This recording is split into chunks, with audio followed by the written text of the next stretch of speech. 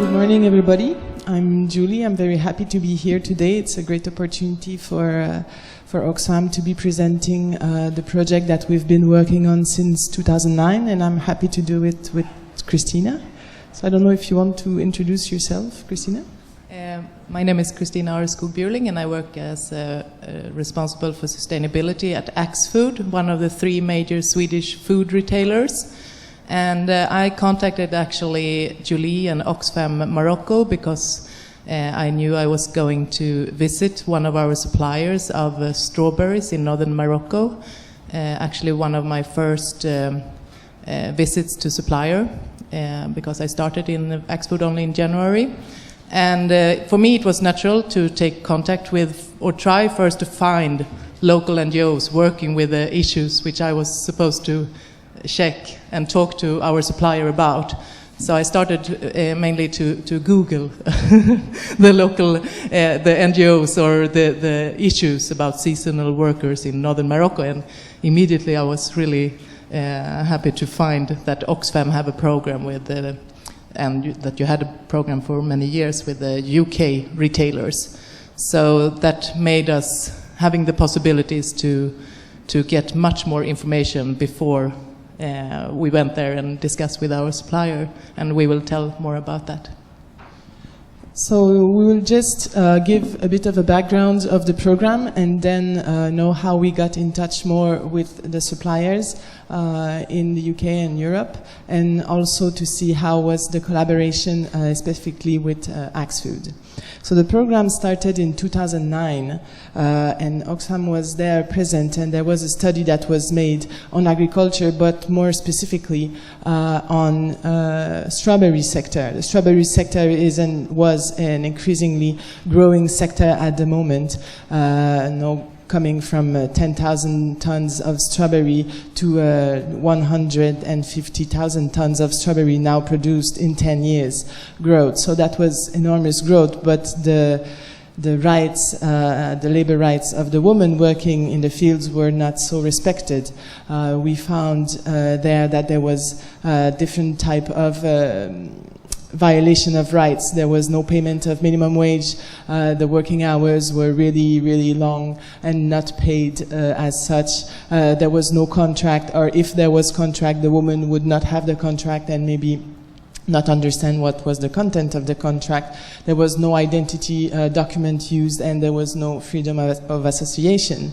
This was the case for most of the sector, the strawberry sector and the berry sector, which is mainly based in the north of Morocco and destined to be exported to Europe. For health and safety, what we found also that it was really hard working in farms, and as you can see, the women are putting the strawberries in a kind of small cage on their back, which can weigh up to 10 kilos, for all the day of work. No or few toilets available. There was no protection or first aid kit available or medicine, even if there was in some farms more than 500 people working. The transport, I think you can see here, was not really comfortable or convenient for the workers. There was also a lot of power given to the labor provider, where we found also some harassment, sexual harassment and violence abuses. We also found that there was a lot of child labor, especially in the farms, not only in industry, but in farms as well. There's about 20,000 persons working in the strawberry industry, and 90% of them are women. So then on that, after that study, on this conclusion, Oxfam built a program together with its local association. So the program aimed at, of course, improving respect of women labor rights and improving their working condition, but also to work better with civil society in coordination with all the stakeholders of the supply chain. So this meant that we are working with the NGOs, local association there, to do some raising awareness, because a lot of women sometimes don't know their right, don't know that there is a minimum wage and they should be paid more, or that there's a limit of time that they should be working in a day. So there are some caravans going in the villages to inform people about their rights. There is also dialogue with the local government to see what is done on the field, how they can improve the services and reach out more to the people that we're working with. And also we had dialogue with the Moroccan producer. So that was in 2009 when the program started. And then in 2011, after this being running for some time, we saw that the producer, even if they were knowing we were there, we were having this dialogue, they were not moving so fast, I would say, in changing their bad practices inside of the farms or inside of their industry, the transforming industry, because there is the fresh strawberry and the transformed strawberry as well. So we started to have more of a conversation with the buyers. So this is where we had more of a dialogue with the importers, and we started with the UK importers. So this is the international strategy. So we met with the UK retailers to discuss a little bit about what was happening inside of their supply chain and see, what could be done. So once they were aware of it, we formed a group that was called the Better Strawberry Group, to see how we could improve the working condition of the women workers, saying that we are not in a dynamic of boycott, or we're not in a dynamic of saying you should be stopping working with this farm or this producer, but more having a positive focus on how we can really improve condition, but in a progressive way. We are not going to change things from one day to the other, and we want to be moving along the way. So this positive approach was also engaging dialogue, and we formed this group, the Better Strawberry Working Group, and we had an action plan that was a 3-year action plan working on the issues that the women workers were seeing as the most important. So improving transport condition, having minimum salary, having no child labor, reducing, having social security, very important as well. So these issues were brought up with the Better Strawberry Group, and we were working on an action plan where the importers had to discuss with their provider and see what were the action that they were going to take to improve in the next 3 years. So the brands that we were working with, firstly, were the major retailers, but then at the same table were also sitting the importers, that some of them are working for many of the retailers. So this was also a really interesting initiative to have all these people at the same table discussing what we could do together to improve the condition of workers.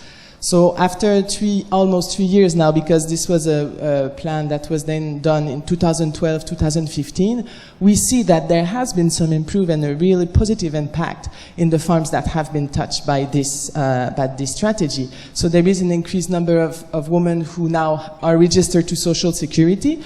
Being registered to Social Security can mean for some women an increase of 40% of their income. If you have 2 children, for example, and then you can have no family allowance, this is very important for a woman worker. Increase employment stability, having contract, increase also the payment of minimum wage, reducing some working hours, having more respect inside of the factories, reducing also child labor, especially in the factories, and also the women now, they know their rights. So when they are offered to work in farms where they don't pay minimum salary, they say, well, no. And this is a major step as well in terms of impact. So this was a bit what we did with the Better Strawberry Group and how we work with them. Now we are also seeing that this is just one part of the market, of the strawberry market, which is larger, and the fresh and the transformed strawberry is also sold in different countries. So now we're trying to reach out to other countries who are also supplying strawberry in Morocco to try to have leverage on all the sector. And I think that's a bit after the 2 2 years of our work that Christina was aware of the work that we were doing. And we saw that there was positive collaboration and added value of our collaboration with the more of the British supermarkets and importers, but also with other supermarkets that are also part of the Moroccan market. So we see that this, and I would like you to add on for this as well, you see that it's interesting to have this because, as was said before earlier today, it's going beyond audit. It's not just saying we're going to look at what is happening in the farm and we're taking a picture, but then we're having a dialogue on what we are hearing, because we are hearing on a daily basis what is happening in each of the farms and in each of the factories. Yeah, maybe I can add into this concrete example, because of course Axfood was not there in the whole program you have run, and much of the improvements were even done before we came in. So we actually focused then on our supplier, and what we could get from collaborating with Oxfam and their local partners was that we could get real information before we came to the place, and also the issue was that there was a BSCI audit done just after our visit. So the report came later, and then we could discuss the BCI report and also compare it with the information we got from the visit and the information we got through collaborating with Oxfam. And that's really interesting, and it has been coming up in the discussions we had yesterday and today, that some issues you can, of course, get information through audit, and that is, for example, this was in the processed part of the strawberries, the freezing part, that this supplier is then regarded as a better one, and they were really, of course, proud of that, that they pay all the social security and so on. But there was some issues that they lacked, and that's why they failed in the audit protocol. And that is things that you can find in the audit.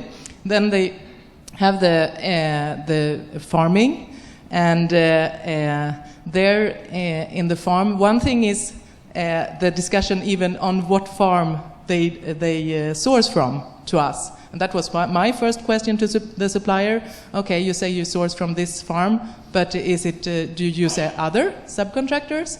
And then I had that discussion with Julie, and I got the answer, yes, we source from our own farm. And then I discussed with you, and you said, no, that's probably not the truth. And then I asked again, and then they start to say, yes, maybe occasionally we use, and so on. And then I asked for a list so that Oxfam could have more information before we came.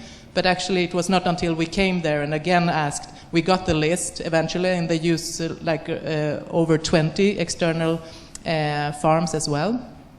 And that we also could know by being transparent to Oxfam and telling the figures of volume and so on, so they can have a better picture of the situation.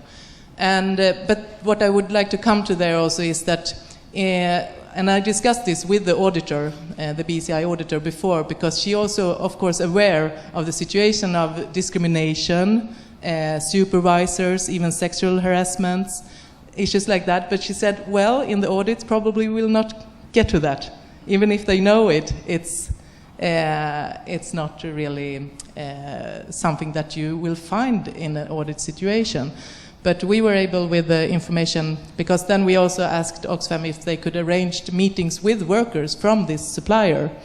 So, and they were actually able to do that. So we had both the general information from the whole region, since they sourced from 22 external growers. We knew that it was probably like involving the whole issues, but also talking directly to the workers working in the factories and have worked in the field.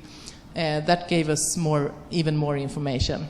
And then we could, in our action plan from our visit, which was not really a audit, because BCI was even go there to do the audit anyway, but we could add on issues that we thought that this need to be tackled. And in the end, that meant that we have now a work that they started, because they said, yes, this is something that we really have to work with. So they work with the education of the supervisors, in the fields and in the processing plant as well. And they have one person dedicated to this work. They had one person, but now they will work more with also this with the harassments and so on. And they work with assessing their external subcontractors, so that they can see which will be better, which will come up to the standard, and to also be able then to say these are the fields that you actually supply to Axfood. I think there was another point that for us was an added value to this collaboration, was also to open ways to address systemic issues. And we were seeing that also earlier, systemic issues that can have an impact on both, on workers, but also for the buyers. Saying, for example, we are not there to take the place of the government, and I really liked what Mr. Ruggie said earlier. No, we are there also to reinforce the government. So we are in discussion with the government, and we are doing some local advocacy to improve the services in terms of how do you supervise the enterprises. There is a labor code in Morocco that is quite okay. So how is the government ensuring that the enterprises are respecting it? What kind of resources do you allocate to be able to respect this labor code? So if we are doing this type of advocacy, and we are bringing in an enterprises and a foreign enterprise that's saying for us as well, this is important, I mean, the government is taking it not just from the NGO side, but also for the enterprise side. Is saying like, okay, so this is like multi-stakeholder who are coming to me saying that this is important, and this will give more added value to the product that we are trying to export. So this is one of the things that we are able to do together in terms of local advocacy. There is plenty of other examples, and I can speak about it forever and ever. But I know that you're timekeeping, no? Yeah. So Yeah, it's really an example of collaboration because we also met with the authorities, and then they again could say what they do, because that's also very important in this, and it has not been discussed so much in these days, but that we as BCI audits and so on do not replace the thing with the responsibility for the states to do labor inspections and so on, and that we as company knows. Here there were a collaboration and a quite good working atmosphere with the authorities. So and we could like link in there and strengthen each other and not replacing each other in this sphere. So I think there is other example. If you want, we can give more. But I'll go to the next step. That is also some challenges in working together. So I think that it was linked to what Christina said, need to ensure the transparency and good communication between supplier and an enterprise. What we don't want is to break the trust relationship between between the buyer and the supplier. We're there to enhance this relation because we know that it's through this that progressively there will be change. So we're not there to break this out, but at the same time, there is a need of transparency from all the sides, which sometimes can challenge this relationship.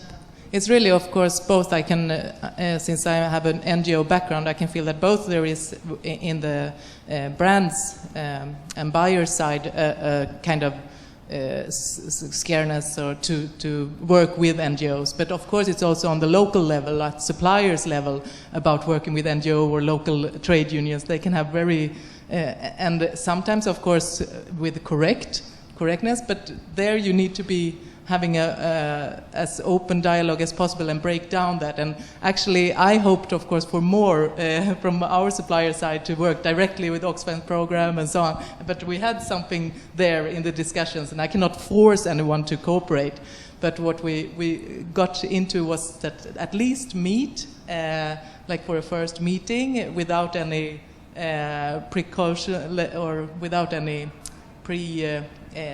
decided what will come out of it, because that's something that needs to go on ongoing and has to be open. But for us, of course, it's about keeping a trustful relationship to our supplier and having a dialogue with them in our business relationship, so it does not feel that we are like going behind their back in some way. For us, I think one of... Can we finish, or...? It's sort of relevant to this point. I don't know if you want to take questions now or later. I don't know. I mean, if you think it's the right time to intervene, no problem. I mean, Jacob, can you give him the microphone? Hello, Alex Daly. I work for Bakkerbaard and Direct. It's a Rotterdam-based fruit and vegetable trading company. I was just wondering if any of the retailers involved use this in their marketing and communications to the consumer. Did you manage to get their participation or to get this program mentioned in advertising towards the customer? No. And this was, from the beginning, this is also clear for us that this is like the relationship between Oxfam and retailers is clear. We don't receive any funding or money from them. And up to this point, we have not decided to kind of go public. I mean, this is public, I'm telling you now, and we are here saying together. And no, but we are not... they are not advertising it on their website, and we don't allow it either for the moment. This is kind of how we have been working. This is working through their supply chain. We're supporting them, and I think they find this really helpful. But for the moment, this is not, and we didn't want this from the beginning. This is not you're doing a step, you're then saying, yes, we're doing this super program and so on. I think there was a need of really having impact and results before doing that. But at the same time, from a enterprise perspective, I think it's important that you can communicate and be open about it, also internally in the company, that everyone sees that this is something good to do and to communicate. So, of course, in Axfood we will tell about it, but it's not like an advertisement, but it's part of also our way of working with, and I think the same goes for the UK retailers, probably because they are in the ETI and they will like tell about their work in different ways. So that's part of. So maybe we can just finish. There's two other challenges, and I see many hands pointing. There was maybe one challenge. We didn't got to this point with Axfood because the relationship was a bit different. But sometimes we go to enterprises and we have a really positive contact with the CSR manager that says that it's a fantastic program and we're going to collaborate and this is great and it's going to help us. And then it's really difficult to go beyond this. So to say that there is going to be an action, that there is going to be a discussion with the buying manager, or that so that there's going to be an action plan. The first step is always really positive, but when it gets to get the things moving, it's always more challenging. So to really get the things, and I don't know if this is an internal issue of the enterprises where you have a lot of willingness, and I'm not questioning this because we really see the people we're meeting are willing to engage, but then it's to move the whole machine that sometimes take a lot of time, and for us on the ground sometimes it can be challenging because we see things going really fast. Just to fill in there, that I think that has something to do what we have touched on before, the between CSR and the buying department. If this is like in a silo without the buying department, and then they come in, because of course for us the buyer, responsible buyer, was also in this visit and together with us out even to the caravan project and seeing it for the reality. And then of course you start to think, well, it's probably, or it's actually very absurd if I go back and only go for the lowest price. You need to take it all the way into the business. And I can say frankly that we are not there strategically yet in Axfood, but we will work on that to get there. But for this particular case, we of course, when we have that CSR discussion, and we did have that as one part, one very important part in the buying decision. So you cannot go after you have done a lot of talk and the supplier is, coming forward and do better things, and then you go for someone else who you don't know anything about. So exactly. And I think also for us, there's a need to have the right the right balance in terms of trust and independency, also to be able to continue the work that we are doing. Because if we're working with the women workers and they see you're keeping quiet in front of some violation of our rights, and then on the other side we don't want to be too vocal at sometimes because we are progressing, because we are seeing change, we need to have the right balance to be able to have the trust on one side from the women workers, the local association, the government, also who is protecting some interests, and also from the producer. So the right balance in terms of how do you keep your independency, so our legitimacy, our autonomy in terms of being vocal on certain things, and keeping it a bit simmering for a time, and also being recognized as an autonomous actor.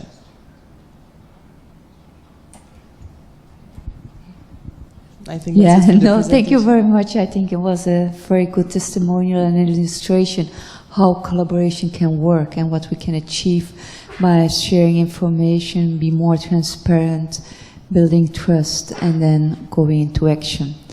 Now I would like Suba to give us a short presentation about how Unicef is working when it comes to collaboration with other partners.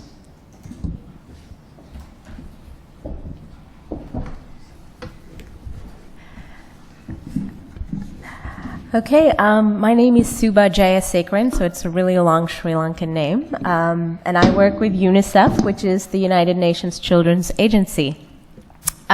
Sabine gave me very strong hints that I should try to avoid PowerPoints. I'm telling you this is a big pity because it would have really improved my presentation to have been surrounded by amazing UNICEF visual photography of smiling and happy children. But without that, you'll just have to focus on what I'm saying now, and I hope the message is as powerful as the images that would have replaced it. So at UNICEF, we've been working in partnership with the private sector for more than 60 years. And really, it comes from an understanding that the well-being of the world's children is everyone's business, and it's not something that any one stakeholder can achieve on their own. But more recently, there's been a shift in how we understand the potential and the need for an organization like ours to work with children. And I think this is driven from two sort of points of views. One, we really recognize that today business affects children's lives in many, many ways. And two, we're also recognizing that there's a lot more that we can be doing as an organization to be influencing how business respect and support children's rights. So why is this important to us? First of all, business, as I said, has a significant impact on children. Over 1/3 of the world's population is children, so inevitably business is going to touch upon the lives of children.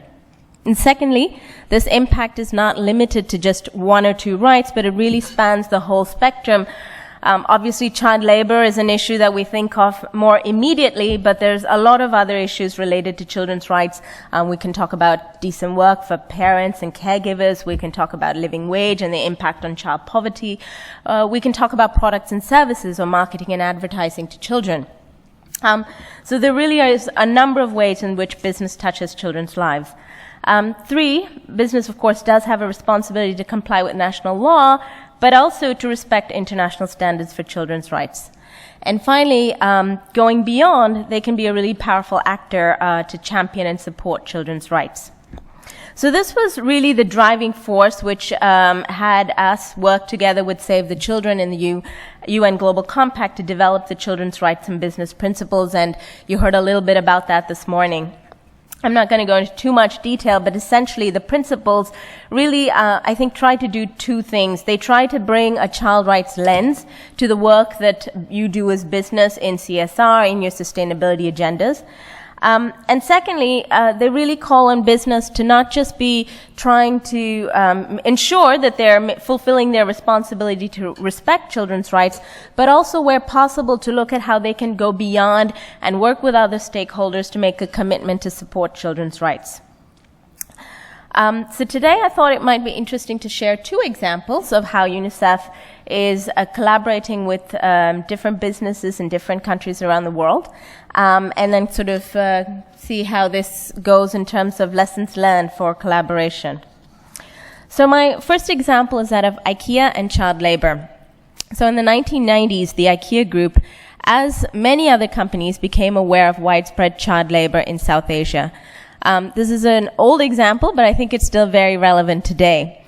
The trigger, so this knowledge then triggered a collaborative journey with organizations such as UNICEF and Save the Children to really try to understand why do children end up in situations of child labor in the first place, and what can be done to really address the root causes. So going beyond sort of checking the compliance box, is there a child, yay, nay, but really trying to then get to why is this child here in the first place, and understanding the story behind that child.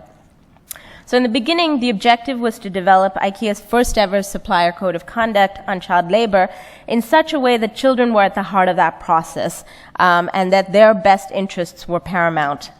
But since then, it has developed into a long-term strategic partnership aimed at realizing children's right to health, education, and protection, and all of this is fundamental if you want to try to prevent child labor in the long run.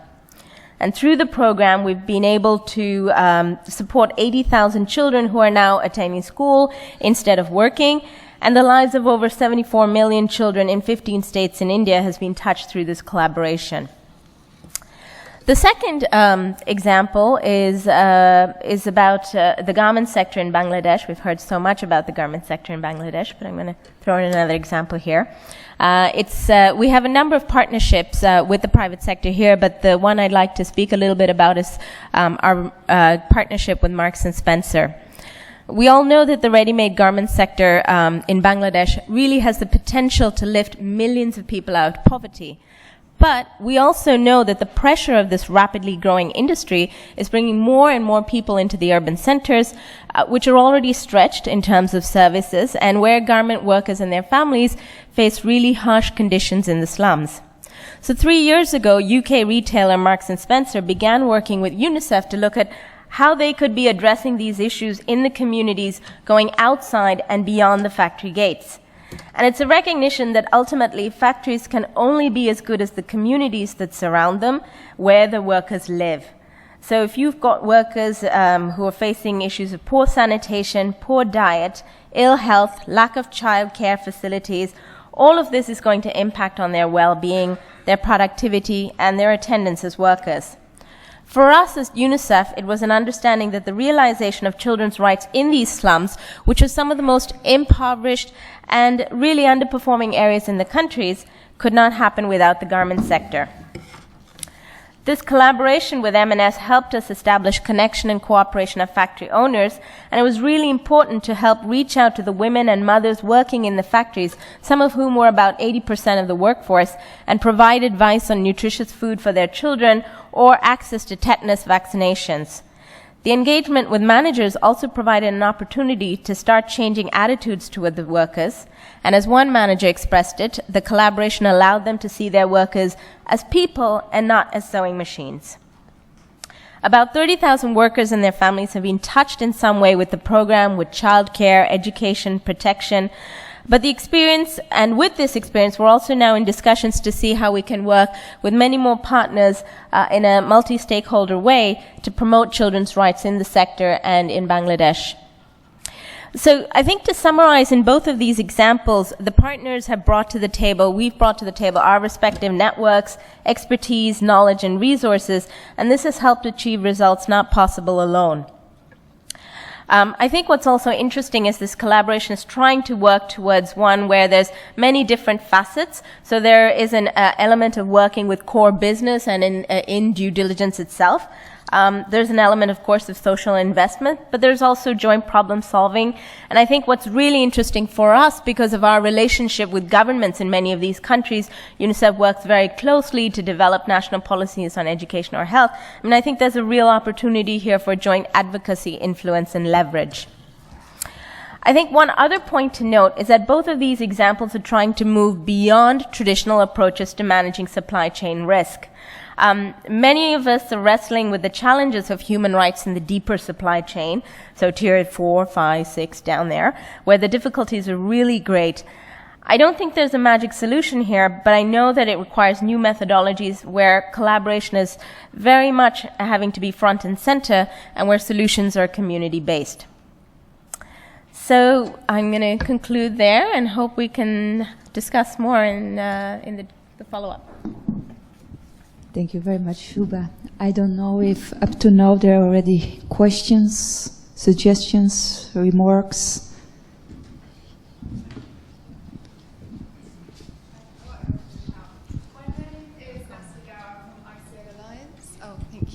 Hi, it was actually a question in follow-up to the programme with M&S and Unicef in Bangladesh. It sounds like it's sort of like an in-kind benefits programme, so looking at decent housing, nutrition. How were those delivered? Was it a programme delivered by Unicef, or was this a programme that's going to be ongoing with the engagement of the factory owners? And that sort of continued benefits going into the future? Is that a programme that's developing that direction? I'm just wondering how it's structured.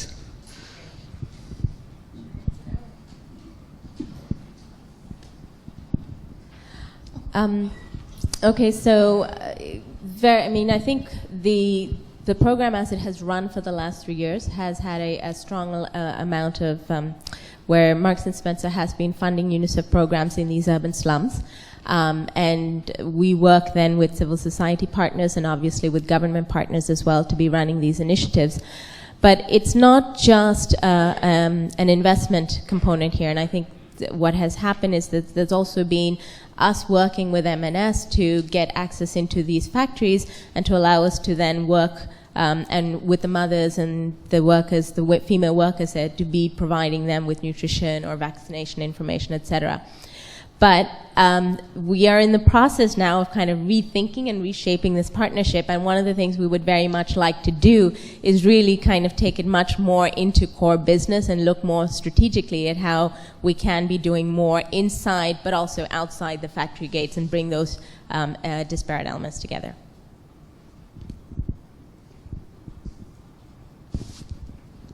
More questions for the time being? Then I'd like to give the floor to Professor De Cole. Maybe he can share already with us the first observations. Thank you. I'm Simone De Colle and I teach business ethics, and I'll spare you all the jokes about my profession, which most of them are, I think, very well known. But I was thinking, hearing some CSR manager in the room, maybe you can think about a professor of business ethics like a CSR manager in a corporation. I have to deal with the marketing professor, with finance professor, so I think we share a lot of paradoxes or challenges. And I want to talk just to, I want just to offer two brief comments and maybe two questions. And I was struck by this word, the paradox, which is in the program of the conference, the paradox of responsible sourcing. And then think about maybe two questions for our panelists, but maybe for the audience as well. So, what is the purpose of stakeholder engagement, stakeholder collaboration? There are many definitions. One that I would like to think about is there is a standard accountability, the Institute of Social and Ethical Accountability, published in 2005. It was called Stakeholder Engagement Standard A1000 SES Exposure Draft. And in this document, which is an open source standard, if you want to have a look at it, they say overall purpose of stakeholder engagement is to drive strategic directions and operational excellence. How you can achieve this, they wrote by three things: learning, innovation, and performing. Learning, so from a managerial perspective, managers through stakeholder engagement can learn the needs, the challenges, the material issues that are relevant for the stakeholders. So it's a lot about learning, I think, in the engagement, in the real kind of dialogue that already we have heard in the example here. The second point maybe is not stressed enough, which is the innovation. Knowing from the stakeholder point of view, from the suppliers, but from the customers as well, from all the different stakeholders, what the company could do to innovate, to change for the better the products or the services, which means communication must be a two-way communication, must be a real dialogue between stakeholders and corporation. And in fact, you really hear even in management literature about joint innovation or open innovation, like companies trying to move from old traditional style research and development center inside innovation, from outside innovation, taking innovation from stakeholder engagement. And the third point was performing, so enhancing performance means that the purpose of stakeholder engagement is to also enable assessment, measurement of this change of this performance and not just the compliance point. So if we think about this, overall purpose of stakeholder engagement is strategic direction and operational excellence. And then we read a sentence which is common, and actually it's also in the conference presentation. It says, CSR improvement generally result in higher cost at the factory. So we see a tension here of how it's possible that at the same time we think that stakeholder engagement helps company to drive performance and operational excellence, if we say at the same time CSR improvement, and often I think stakeholder engagement goes into the CSR department, and this could be a problem, generally result in higher cost at the factory. So I would say this seems to me like the performance paradox, or maybe the business case paradox. So my question really would be for you and for others who have really field experience, do you think this parallel, this tension is really important, and how can you overcome this in the conversation inside the organization and in the engagement process with stakeholder? And actually would be very, I think, important and nice to have more examples where organization and collaboration are able to deliver solutions that are actually not a cost for both sides, but actually innovation, performance driven, and improvement. And I think, you know, we already heard some solution, I mean, some answer from Julian and Christina already. I think they talk about the benefits from both sides. So, but this is, I think, very important to stress with examples. Otherwise, we always have in the back of our mind, CSR is a cost, stakeholder engagement is a cost, is a cost, is a cost. Then I have a second comment. I don't know if you want me to stop now or go on a little bit. Yeah, very quickly. The second comment is about the quality of stakeholder engagement. And again, if we look at these international standards, guidelines, I think, again, we found in this document, the 1000 Stakeholder Engagement Standard, a good structure and a good set of principles for quality in stakeholder engagement, and they refer basically to three main principles, already mentioned in some way. Transparency. Organizations need to be accountable to stakeholders. You need to be able to be transparent, and to be transparent means also to account for the actions, not only for the actions that the company do, but for the actions that the company don't do. So really to be accountable in a broader sense. The second principle is responsiveness, responding to stakeholder, again, not just general needs, but specific material issues and concerns, so related to your company, your product, your services. And the third principle is compliance. And compliance is not just compliance to legal, statutory norms, but also to voluntary standards, to codes, to principles that we have seen are being developed in many fields. And here again, I come to a second paradox, which I would call the compliance paradox. And I think Professor Raggi already talked about this problem this morning. And I'll give you a nice quote that I used as well in a research on this kind of problem from a philosopher. He said, when I obey a rule, I do not think, I obey blindly. And that's, for me, is the core of the compliance problem or paradox, which is similar to what Professor Raggi said, from the idea to move from a pass-fail compliance to a continuous improvement in continuous improvement compliance. If we just obey to a rule, if we just tick a box, if we just comply to a strict procedure, we do not need to think. We are not encouraging people to think, And if we don't think, we don't learn. So we actually against this learning process, which I think is one of the most, if not the most, reason why we have standards, why we have principles. And I'm talking from